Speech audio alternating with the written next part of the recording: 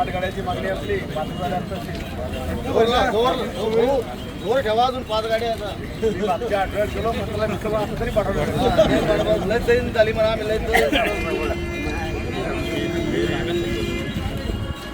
काय भेटा आहे संजू भाऊ गायकवाड तुम आगे बढ़ो हम तुम्हारे साथ हैं।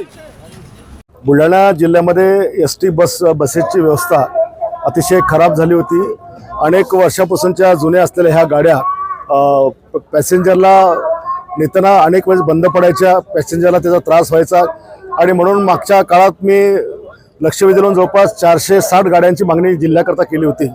पण दुर्दैवाने करोना लागला आणि संपूर्ण बजेट कोलमडलं। त्याच्यामुळे आता नव्याने आमचे मंत्री प्रतापराव सरनाईक साहेबांना मी जवळपास 50 ते 60 गाड्यांची मागणी या बुलढाणा जिल्ह्याच्या डेपोकरता केली, कारण हे जिल्ह्याचं स्थान आहे आणि याच ठिकाणून सगळेच प्रवासी हे संपूर्ण जिल्ह्यामध्ये जातात, नव्हे महाराष्ट्रभर जातात। आणि मग आज 5 गाड्या आम्हाला या ठिकाणी मिळाल्या। परंपरागत सिटिंग अरेंजमेंट याच्यामध्ये नाही आहे, नवीन पद्धतीची अरेंजमेंट आहे।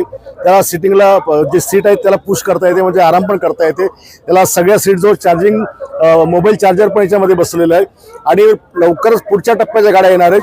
पुढच्या टप्प्याच्या गाड्या येणार आहेत त्याच्यामध्ये प्रवाशांसाठी टीव्हीची सुद्धा व्यवस्था राहणार आहे, ज्याच्यामध्ये बाहेरच्या जगात काय चाललंय, बातम्या वगैरे, पिक्चर हे देखील सगळ्यांना पाहता येणार आहे।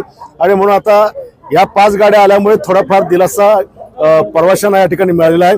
पण लवकरच कमीत कमी 50 गाड्या आपल्याला मिळतील अशा प्रकारचे मी प्रयत्न करणार आहे। या दोन्ही बंधूंना एकत्र येण्याबाबत जे काही चर्चा चालू आहेत, मला वाटतं या गोष्टीला खूप उशीर झालेला आहे। ही दोघं जर 10-15 वर्षांनी एकत्र आले असते तर कदाचित महाराष्ट्राचं चित्र वेगळं असतं। उद्धव साहेबांनी जो बाळासाहेबांचा विचार सोडून, शिवरायाचा विचार सोडून जे काही विचित्र आघाडी त्या ठिकाणी केलेली आहे, त्याच्यामुळे आज जनाधार संपलेला आहे आणि त्याच्यामुळे युतीचा काही फायदा होईल असं वाटत नाही। राज्यातील आर्थिक स्थिती कमी आहे असल्याचा आरोप विरोधक करतायत, तुम्हाला वाटते की खरंच की आर्थिक स्थिती कमी? आणि आर्थिक स्थिती कमी नाहीये, पण लाडक्या बहिणीमुळे राज्य संकटात आलेलं आहे हे काही नाकारता येत नाही। 1.25 लाख कोटी रुपयाची तूट आहे, ज्याचा परिणाम विकास कामावर झालेला आहे, कर्मचाऱ्यांच्या पगारावर झालेला आहे, सगळ्याच गोष्टीवर झालेला आहे। पण ती तूट जुलै-ऑगस्ट पर्यंत भरून निघेल। शिवसेनेच्या आमदारांनाही आर्थिक मदत करताना कुठेतरी राज्य सरकारकडून करते आरोप आहे। आम्हालाच नाही, सगळ्यांनाच। या मागच्या अधिवेशनामध्ये एकही आमदाराला बजेटचे पैसे मिळालेले नाही, कुठल्याच योजनेचे मिळाले, कुठल्याच डिपार्टमेंटचे मिळाले नाही।